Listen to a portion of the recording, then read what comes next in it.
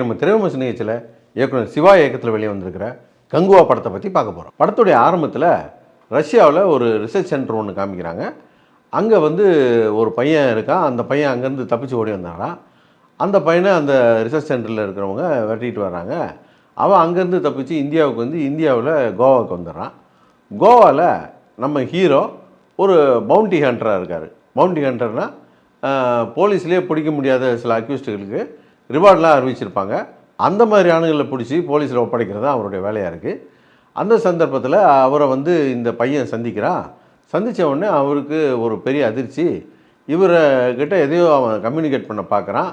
இவருக்கு அவனை யாருன்னே தெரியல. ஆனால் அவனுக்கு இவரை நல்லா தெரியுது. இந்த சமயத்தில் அவனுக்கு ஆபத்து இருக்கிறத ஹீரோ தெரிஞ்சுக்கிட்டு அவனை காப்பாற்ற முயற்சி பண்ணுறாரு. இந்த ரெண்டு பேருக்குள்ளே என்ன தொடர்பு, இவர்கிட்ட அந்த சின்ன பையன் எதை தெரிவிக்க முயற்சி பண்ணுறான் அப்படிங்கிறது தான் இந்த படத்துடைய கதை. சுருக்கமாக சொல்லப்போனால் ராஜமௌலி இயக்கத்தில் வெளியே வந்த மகதீரா படத்தில் மாதிரி இது ஒரு முன்ஜென்ம தொடர்பான ஒரு கதை தான். இது இப்படி ஒரு படம் எடுக்க போகிறாங்க அப்படிங்கிற அனௌன்ஸ்மெண்ட் வந்ததுலேருந்தே எங்களுக்கு இந்த படத்து மேலே பெருசாக நம்பிக்கை இல்லை. ஏன்னா சிறுத்தை சிவா மேலே நமக்கு அவ்வளோதான் நம்பிக்கை. ஏன்னா அவர் முன்னே எடுத்த படங்களும் அப்படி தான் இருந்தது. இப்போ அவர் அப்டேட்லேயே இல்லை அப்படிங்கிறதும் நமக்கு தெரிஞ்ச விஷயந்தான். அதே போல் சூர்யாவும் ஒரு 10 வருஷத்தில் பார்த்திங்கன்னா அவர் ஒழுங்காக கதை கேட்டு நடித்த படம் அப்படின்னா அது ஒரு ஜெய்பீம் படத்தை தான் சொல்ல முடியும். மற்றபடி எல்லாமே ஒரு மொக்கப்படங்க தான். இந்த ரெண்டு பேர் சேர்ந்து என்னத்தை படம் பண்ணிட போகிறாங்க அப்படிங்கிற நம்பிக்கையில் தான் இந்த படத்தை போய் பார்த்தோம். படம் மொக்கையாக தான் இருக்கும் அப்படின்னு நம்பி போய் உக்காந்தா படம் ஆரம்பித்து கொஞ்ச நேரத்திலலாம் தெரிஞ்சு போச்சு இது ஒரு காட்டு மொக்க படம் அப்படின்றது. அதுக்கு முக்கியமான காரணம் இவங்க அந்த ஃபஸ்ட்டு ஆரம்பத்தில் காமிச்ச அந்த கோவா போர்ஷனை தான் சொல்லணும். அதுவும் அந்த கோவா போர்ஷன்லாம் பார்த்திங்கன்னா அவ்வளோ கேவலமாக இருந்தது. ஹீரோவுக்கும் ஹீரோயினுக்கும் ஒரு கதை சொன்னாங்க பாருங்கள், அவ்வளோ படு கேவலமாக இருந்தது.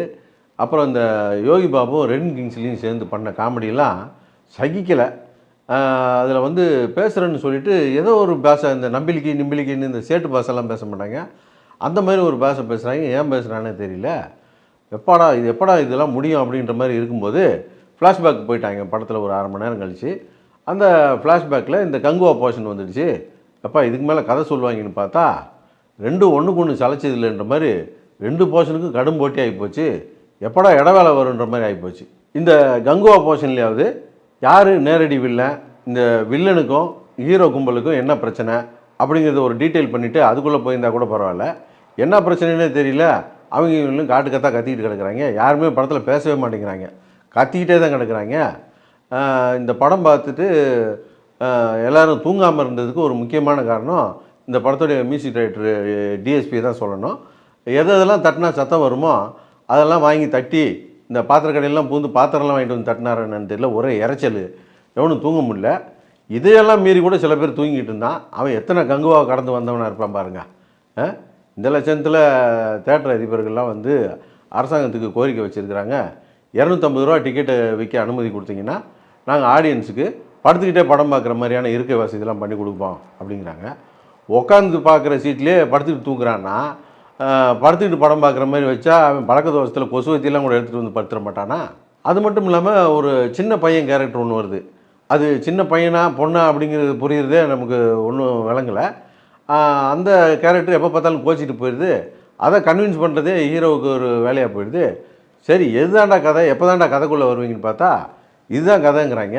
படம் முடிகிறதுக்கு ஒரு 1/2 மணி நேரத்துக்கு முந்தியெல்லாம் பார்த்தீங்கன்னா ஒரு சண்டை, இந்த நிகழ்காலத்தில் நடக்கிற மாதிரி ஒரு சண்டை. அந்த சண்டையை ஒரு 1000 வருஷத்துக்கு முன்னே ஒரு இடத்துல நடக்குது. அந்த சண்டையும் இந்த சண்டையும் மாற்றி இன்டர்கட்டில் போட்டு காட்டுறாங்க. எதுக்கு தான் அப்படிலாம் பண்ணுறாங்கன்னே தெரியல. எப்படா படம் முடியுன்ற மாதிரி ஆகிப்போச்சு. அதே போல் இந்த படம் பார்க்கும்போது நமக்கு ஒரு 1000 கேள்வி வரும். இந்த சின்ன பையனை கொண்டு போய் வச்சுக்கிட்டு அந்த ரிசர்ச் சென்டரில் என்ன பண்ணாங்க, அதுக்கு பதில் கிடையாது. அதே போல் அந்த பையன் அங்கேருந்து ரஷ்யாவிலேருந்து தப்பிச்சு கோவாவில் இருக்கிற நம்ம ஹீரோக்கிட்ட எப்படி நேராக வந்தான், அது ஒரு கேள்வி இருக்குது. அதே போல் ஹீரோ ஒரு கத்தி எடுத்து வயிற்றில் கோடு போட்டார்னா அத்தா பெரிய முதலே செத்து போகுது. ஆனால் இவருக்கு கத்தி எடுத்து நெஞ்சில் குத்தி இந்த பக்கம் விட்டு அந்த பக்கம் எடுத்தால் கூட இவருக்கு ஒன்றுமே ஆக மாட்டேங்குது. அதெல்லாம் ஏன் அப்படிங்கிற கேள்வியெலாம் இருக்குது. அதெல்லாம் நம்ம கேட்டோம்னா அதுக்கெல்லாம் விளக்கம், சரியான விளக்கம் பார்ட் 2ல் வச்சுருக்கிறோம், பார்ட் 2 பாருங்கன்னு வாங்க. உங்கள் விளக்கமும் வேணாம், ஒரு விளக்கமாரும் வேணாம், எங்களுக்கு எல்லாம் தெளிவாக புரிஞ்சு போச்சு. இந்த பார்ட் 2 மட்டும் நீங்கள் ரிலீஸ் பண்ணாமல் இருந்தீங்கன்னா அதுவே எங்களுக்கு போதுமான விஷயம். படம் முடிஞ்சதுக்கப்புறம் ஒரு கேரக்டரை கொண்டு ஒரு கேமியோ கேரக்டரை உள்ளே விடுறாங்க.